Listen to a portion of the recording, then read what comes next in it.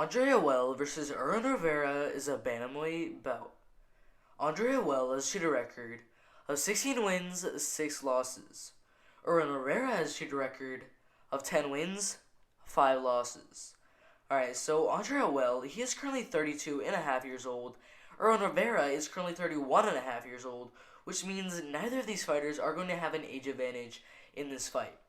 Alright, so Andre Ewell actually ended up winning his first 3 fights, one by first round KO, one by second round KO, and one by unanimous decision. But in his 4th fight against Jordan Winsky, ended up getting his first loss by decision. After that loss, he came back with a first round KO, but in his next fight against Juan Beltran, ended up losing by 3rd round KO. After that second loss, he came back with a first round KO, but in his next fight, in a very close bout against Ryan Lilly, he ended up losing by split decision.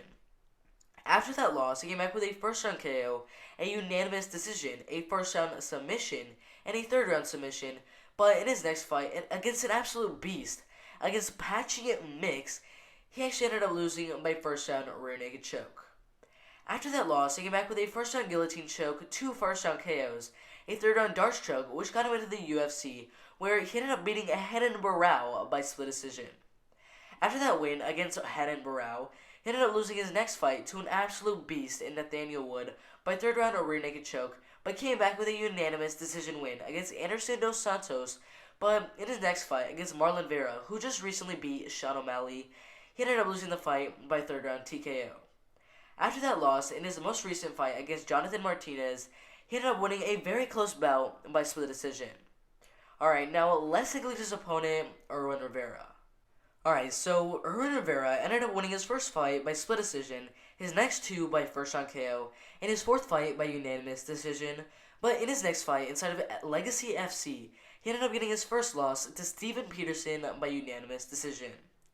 After that first loss, he came back with a 3rd round rear naked choke, but in his next 2 fights against Jose Ceja and Kevin Natividad, he ended up losing by first round KO and unanimous decision. After those 2 losses, he came back with a unanimous decision win over Chino Duran, but in his next fight, actually ended up hurting his leg and ended up losing the fight by first round TKO.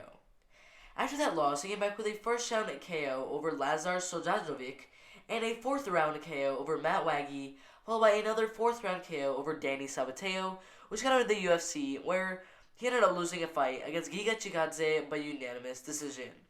After that loss to a pretty good fighter, he ended up fighting Ali Al-Casey, who was in the Middle East fighting region, and not a very good fighter, but he actually almost lost that fight to Ali Al-Casey, and ended up winning the fight by split decision. Alright, so honestly, I think this is sort of an easy pick for me. There's definitely ways for Irwin Rivera to win this fight. He could definitely get the KO in this fight. I say they both have an equal chance of getting a KO in this fight. Submission-wise, also pretty equal. But I honestly think Andre Ewell is going to pour down the fire.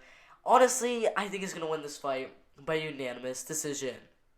Alright, if you agree, disagree, I just want to say, make sure to put in the comment section below. And I'll respect to every single one of those comments.